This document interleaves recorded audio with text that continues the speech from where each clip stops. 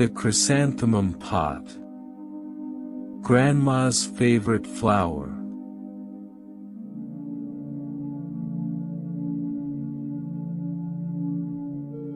On the wooden shelf by my back window, there sits an old clay pot. Its rim is chipped, the glaze cracked like a dried riverbed, but it still holds life. In the spring, it blooms with chrysanthemums, golden yellow and soft white, their petals tight like whispers waiting to be spoken. I've kept this pot for longer than I care to count. It was my wife's favorite. Every autumn, she would bring home a small cluster of chrysanthemums from the market. She'd sit at the kitchen table, replanting each stem with careful hands that smelled faintly of soap and earth. I remember her humming while she worked, sleeves rolled up, hair pinned loosely behind her ear. The house always felt warmer when she tended to her flowers, as if those tiny blooms pulled a bit of sunshine through the window just for her. When we first married, money was thin. We didn't have fancy furniture or a big garden. Just a borrowed room behind my father's old shop and that clay pot she found for a few coins at a market stall. Chrysanthemums mean a long life, she told me the day she brought it home. She placed it on the windowsill like a promise that we'd grow old beside it. And we did, in our own quiet way. Each year, when the air turned crisp and the light softened, she'd buy new cuttings. She'd hum the same tune, I never asked what song it was. Some secrets deserve to stay wrapped in petals and soil. Some years, the blooms were stubborn, refusing to open until the last days of fall.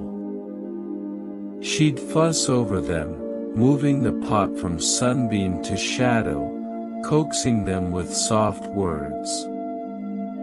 She used to say chrysanthemums were shy flowers, they bloomed only when they felt loved enough. Maybe that's why they always opened for her.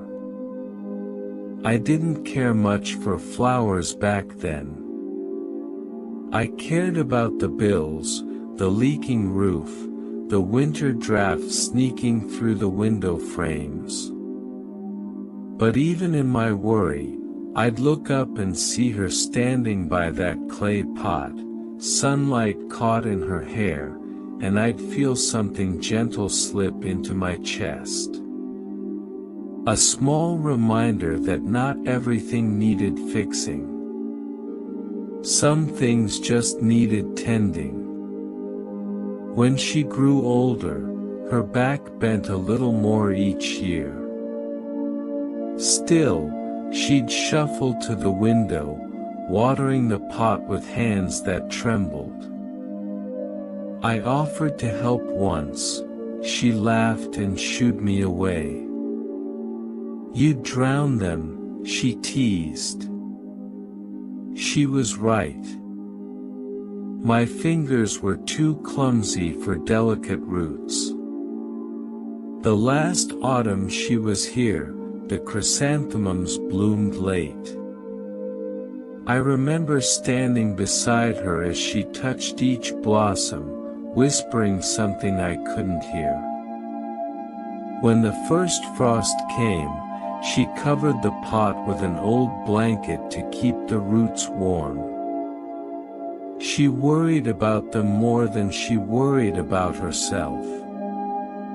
When she passed that winter, I almost let the pot die too. For weeks, it sat dry and brittle on the shelf. The house felt cold, quiet in a way that pressed against my ribs. But one morning, I saw a single green shoot pushing through the dry soil, stubborn, like her. So I watered it. Gently, clumsily, I tended it the way she did. I still do. Every spring, I watch for the first signs of green. Every autumn, I buy a small cluster from the market, chrysanthemums, yellow and white, the same she loved.